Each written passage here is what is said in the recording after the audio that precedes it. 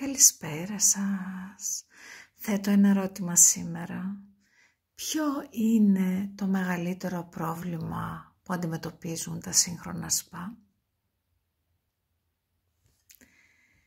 Δράτω με της ευκαιρίας να απαντήσω, μιας και έχω υπάρξει spa manager από το 2010, δηλαδή κλείνω σχεδόν 15 χρόνια στον κλάδο αυτό. Και έχω να πω τα εξής. Η αλήθεια είναι ότι στην Ελλάδα έχουμε αρκετά και αξιόλογα κέντρα σπα. Κάποια είναι μεγάλα καταξιωμένα κέντρα θαλασσοθεραπείας, ενώ κάποια άλλα είναι πιο μικρά, που έχουν το υγρό στοιχείο με έναν τρόπο, δηλαδή έχουν ένα τζακούζι για παράδειγμα, αλλά το νερό δεν είναι θαλασσινό. Όμως σχεδόν ποτέ το πρόβλημα στα σπα δεν ήταν οι χώροι, όχι ότι δεν έχουν γίνει κακές κατασκευές και με πλήρη απουσία ενός συμβούλου σπα που θα φρόντιζε για την λειτουργικότητα και καταλληλότητα των χώρων.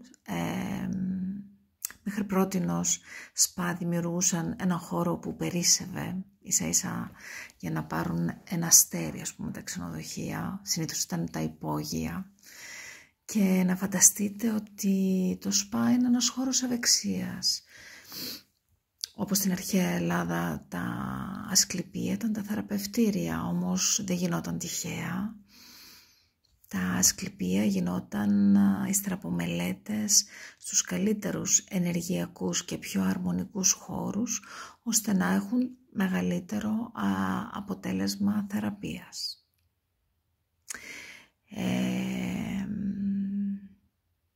Δυστυχώς στη σύγχρονη εποχή δεν ακολουθείται αυτή η γνώση και αυτή η σοφία. Βέβαια εμείς ως σύμβουλοι κέντρων σπα προτείνουμε να είναι προτεραιότητα και να προβλέπετε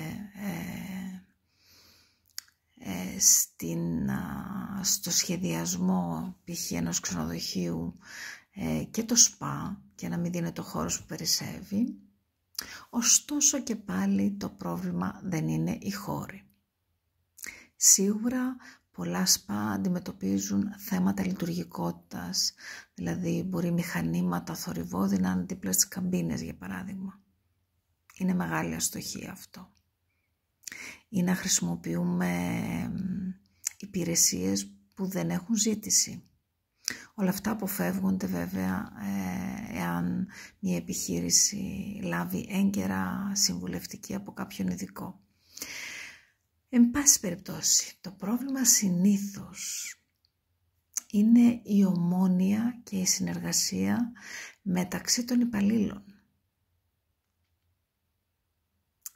Έχουμε ακούσει πολλές φορές μέσα στη σεζόν να φεύγουν οι υπάλληλοι, ενώ πουλάμε ηρεμία, ενώ πουλάμε ευεξία, οι υπάλληλοι μεταξύ τους να σκοτώνονται.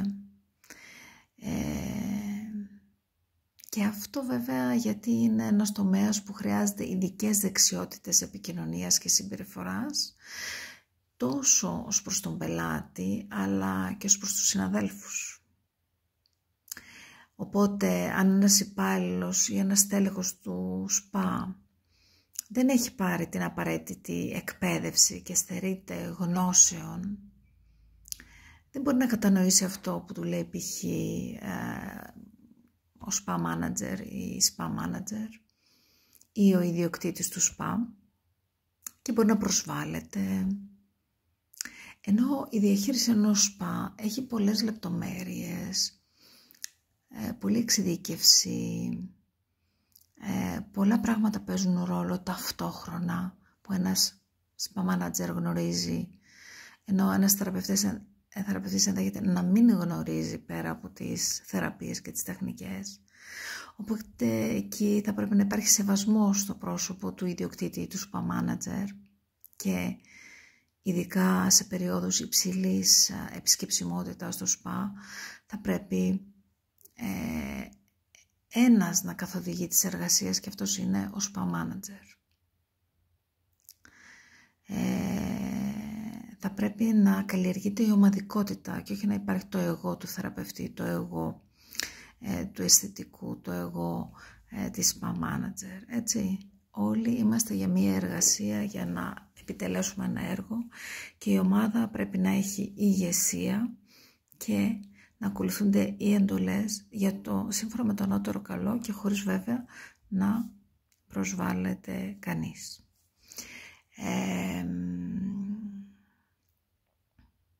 Άλλες φορές πάλι το πρόβλημα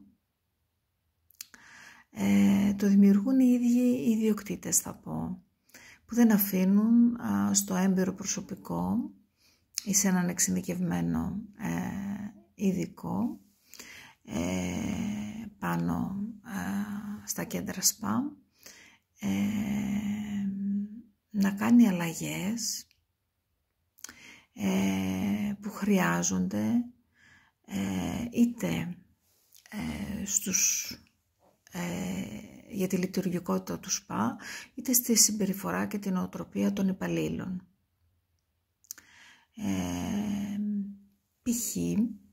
υπάρχει το κανάκεμα, θα έλεγα, από τους ιδιοκτήτες, τους παλιούς υπαλλήλους, ασχέτως, ή στους συγγενείς υπαλλήλους, ασχέτως γνώσεων και εξειδίκευσης. Οπότε κάπου γίνεται μια αναρχία και όταν ο ιδιοκτήτης ο ίδιος ακυρώνει τη spa manager που την έχει βάλει για να βάλει σε μια σειρά τα πράγματα, τότε σίγουρα δεν υπάρχει σεβασμός, σίγουρα δεν μπορεί να γίνει κάτι σωστά.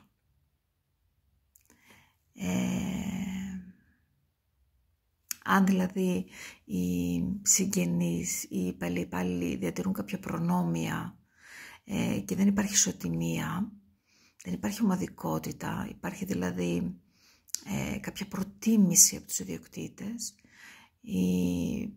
οι προσωπικές σχέσεις ενδεχομένως να επηρεάζουν την ομόνοια μέσα στην ομάδα, τότε σίγουρα δεν μπορεί να πάει καλά το επίπεδο της συνεργασίας.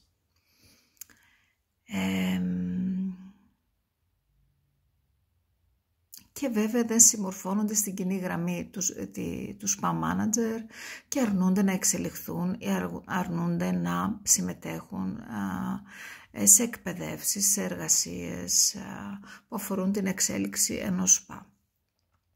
Πολλά πράγματα μπορεί να συμβαίνουν βεβαίως στο παρασκήνιο, θα πω.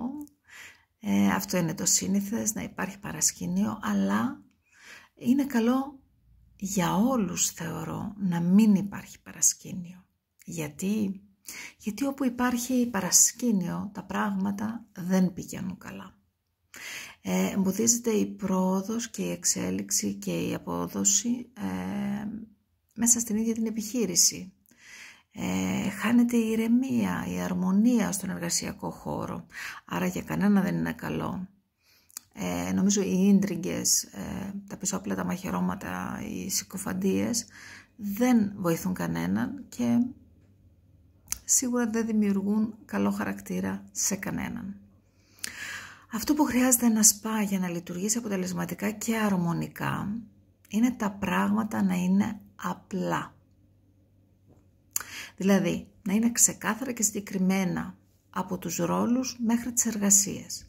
Κάθε υπάλληλος είναι σημαντικός και χρειάζεται να έχει ευθύνες, να έχει αρμοδιότητες και να εκτελεί υπεύθυνα αυτό που το αναλογεί, ανάλογα με τη θέση βέβαια που έχει μέσα στο σπα. Το όλοι τα κάνουμε όλα που ήθιστε να λέγεται παλαιότερα,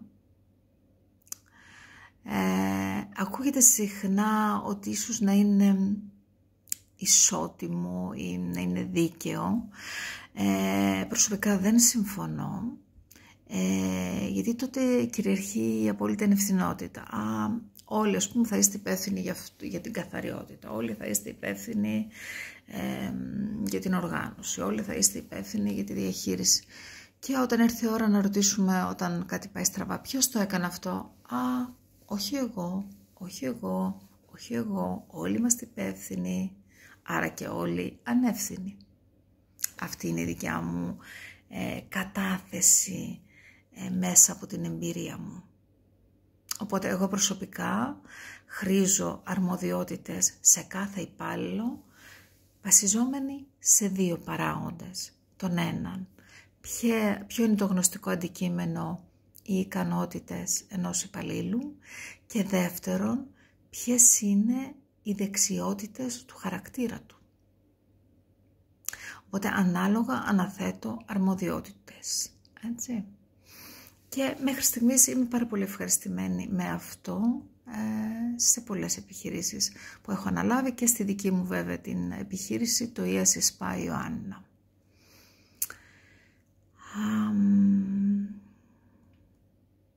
Οπότε, ένας έμπειρος spa manager και σύμβουλος του spa οφείλει να κάνει προσωπικές συνεντεύξεις με φιλικό βέβαια, ανεπίσημο χαρακτήρα σε όλους τους υπαλλήλους του spa για να τους γνωρίσει καλύτερα, ιδιαίτερα όταν είναι αρχή μιας συνεργασίας, για να καταλάβει τον τρόπο σκέψης του υπαλλήλου, για να προλάβει καταστάσεις, αλλά να δει και τις δεξιότητες που έχει ο καθένας, ώστε να του αναθέσει συγκεκριμένες ευθύνες που θα μπορεί, αλλά θα χαίρεται κιόλας. Πολύ σημαντικό να φέρει εις πέρας. Ακόμα είναι σημαντικό μέσα από αυτή τη συνέντευξη να διακρίνει τους στόχους που έχει κάθε υπάλληλος γενικά στη ζωή του, ώστε να τροφοδοτήσει αργότερα και όσο μπορεί συχνότερα με τα κατάλληλα κίνητρα, θέτοντας στόχους για να τον διατηρεί διαρκώς ευχαριστημένο, φροντίζοντας και βοηθώντας τον να πετύχει αυτούς τους προσωπικούς στόχους. Πόσο ωραίο, έτσι, για να αποδώσει η ομάδα. Όλοι ξέρουμε ότι η διαχείριση του προσωπικού είναι μια απαιτητική υπόθεση. Εξαρτάται από πάρα πολλά πράγματα. Σίγουρα θέλει γνώση, σίγουρα θέλει υπομονή, σίγουρα θέλει καλές επικοινωνιακές δεξιότητες. Αλλά είναι πάρα πολύ σημαντικό να υπολογίζουμε τον υπάλληλο ως άνθρωπο και ως προσωπικότητα. Έτσι λοιπόν αυτός ο υπάλληλος είναι ένας άνθρωπος που έχει τις δικές του φιλοδοξίες, τις δικές του επιθυμίες, τα δικά του όνειρα. Αν αυτό το γνωρίζει η επιχείρηση, μπορεί μέσα από την αναβάθμιση, μέσα από την υψηλή απόδοση στο σπα, να εξυπηρετηθούν και κάποια όνειρα, κάποιοι στόχοι του υπαλλήλου. Αυτό είναι το ιδεατό και όλοι είναι ευχαριστημένοι. Έτσι λοιπόν θέτονται μακροχρόνιες υγιείς βάσεις για μια αρμονική και άκρος αποτελεσματική συνεργασία. Σίγουρα δεν βοηθά τις καλές σχέσεις, όπως είπαμε, το να μην πληρώνει το υπάλληλος, το να υπάρχει κουτσομπολιό, ίντριγκα, παρασκήνιο, το να υπάρχει από τον ιδιοκτήτη προτίμηση ως προς κάποιον υπάλληλο ή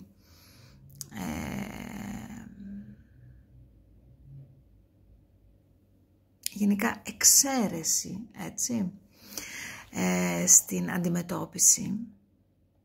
Και σίγουρα δεν βοηθάει αν μια επιχείρηση θέλει μόνο να παίρνει από έναν υπάλληλο και δεν σκέφτεται πώς να ευχαριστήσει και έναν υπάλληλο.